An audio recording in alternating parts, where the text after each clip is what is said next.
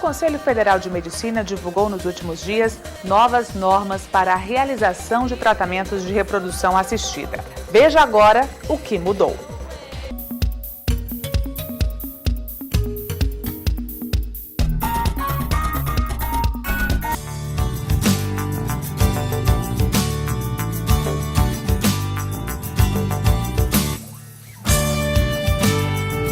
Vamos conhecer então um pouco mais sobre essas novas regras do Conselho Federal de Medicina sobre os tratamentos de reprodução assistida.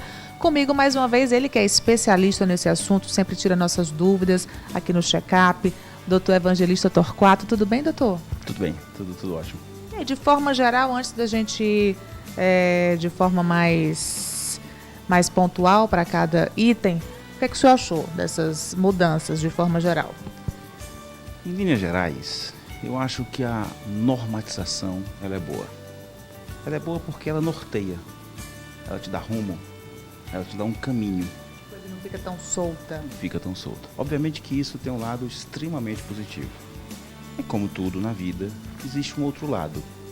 Porque ela não vai normatizar em cima de casos específicos.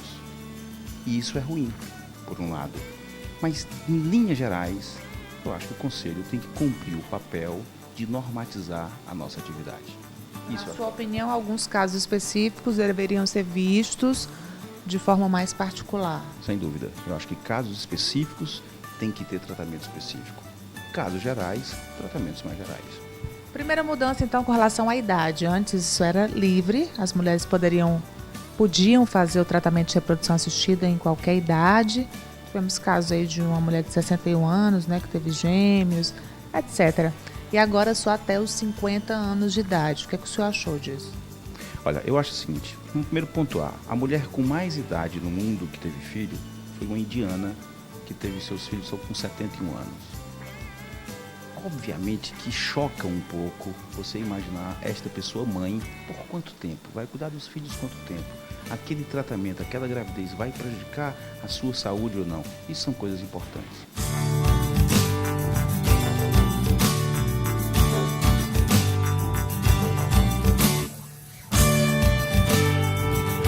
O que o Conselho fez?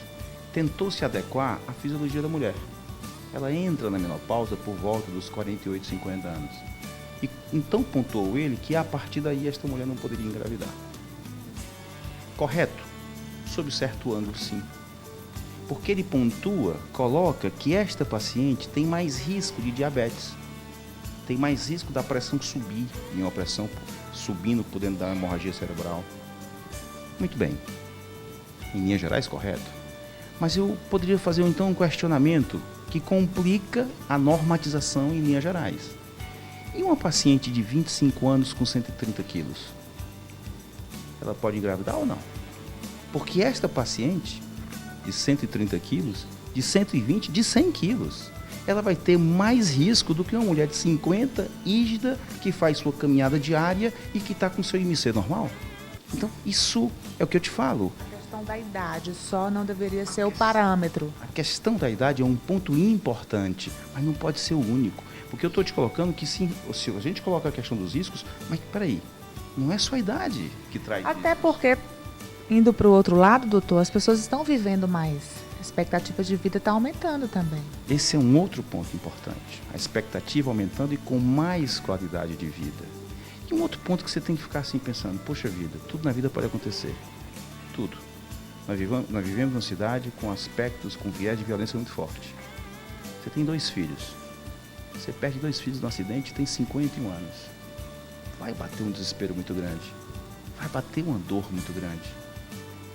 E depois que essa dor acalmar-se um pouco, esquecida jamais, mas depois que se acalmar um pouco, você, poxa, eu queria ser mãe de novo.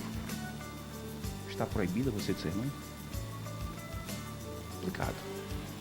Por isso que eu falo, em linhas gerais, muito bom. Mas para casos específicos, pensamentos específicos. Para casos mais cheios de detalhes, pensamentos mais rebuscados. Será que poderíamos ter essa janela futuramente, essa possibilidade? Seguramente, se eu estiver diante de uma história com forte componente emocional, Então, com a história, com essa como eu te coloquei, uma paciente ígida, saudável, que queira ser mãe, eu vou levar o caso ao conselho. Posso levar o caso ao conselho, pedir. Nesse caso, o conselho estuda. O conselho deve estudar. Por que não olhar para aquela paciente que deseja ser mãe e que passou por um trauma muito forte como esse que eu acabei de citar? Por que não? Porque eu tenho que tirar a possibilidade dessa mulher ser mãe.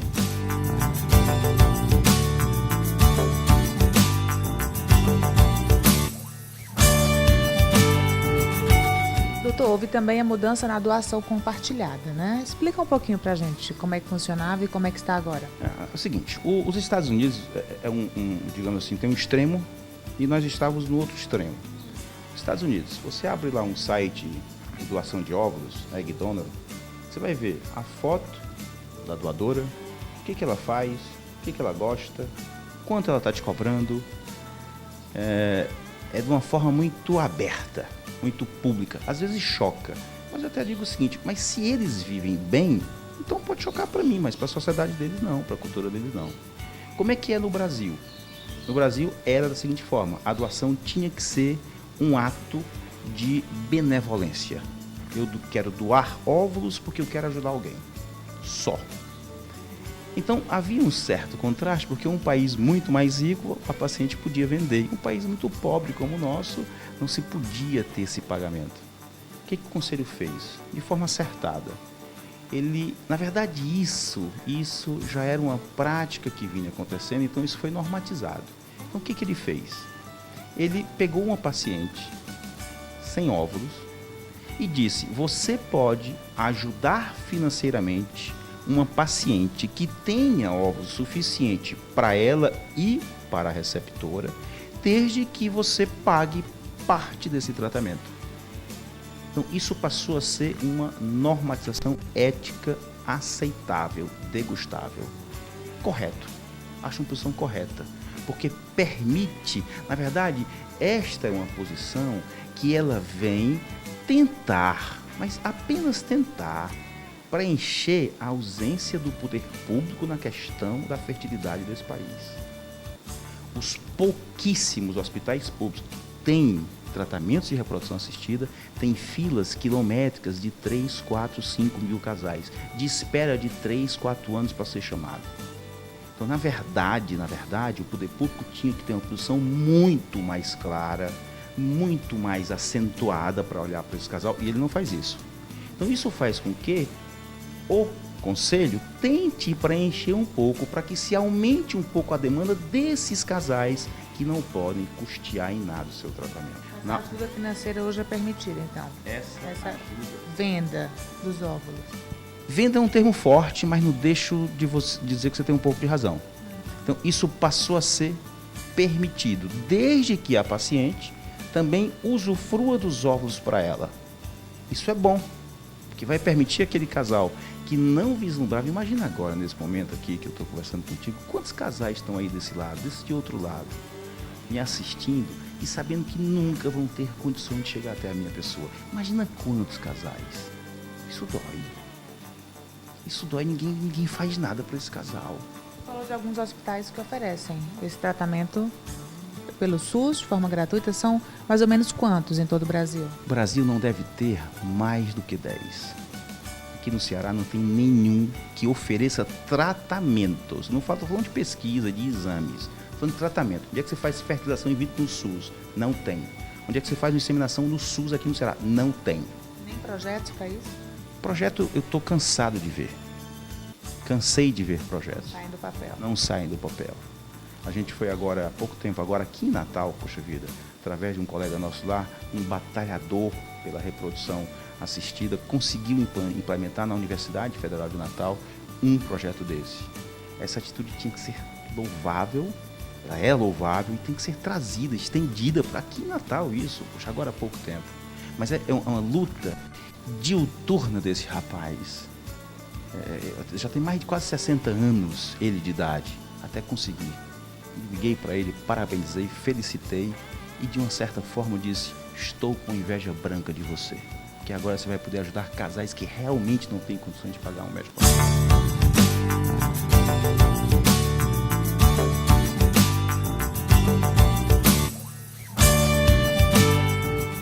outro ponto é a questão do armazenamento dos embriões.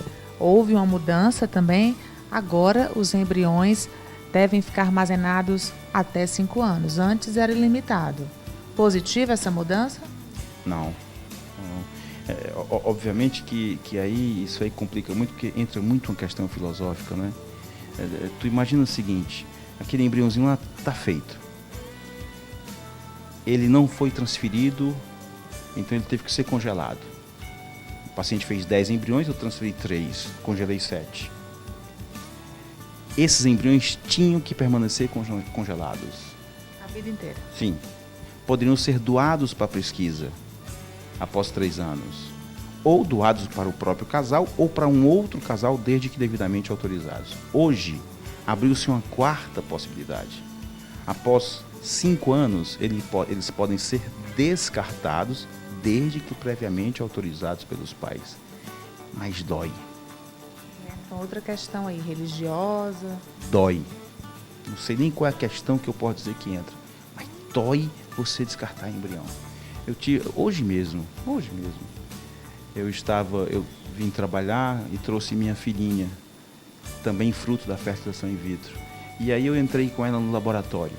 E eu bati uma foto dela lá perto da incubadora e ao lado tinha uma foto no computador de um embrião. E quando eu fui bater a foto, eu fiquei pensando, a Laurinha era um desses embriões. E se eu tivesse descartado a Laurinha? Dói descartar embrião. O conselho argumenta que existem casos de 20 anos de armazenamento, em que as pessoas até já morreram, enfim. É complicado. Novamente, casos específicos se resolve com medidas específicas. Ok, doutor. Muito obrigada, então, mais uma vez, por esses esclarecimentos importantíssimos aqui no check-up. Tudo de bom para você, uma boa semana aí de trabalho e mais uma vez obrigada pela colaboração aqui com a gente. Eu que agradeço todas as vezes que você vem aqui para a gente bater um papo.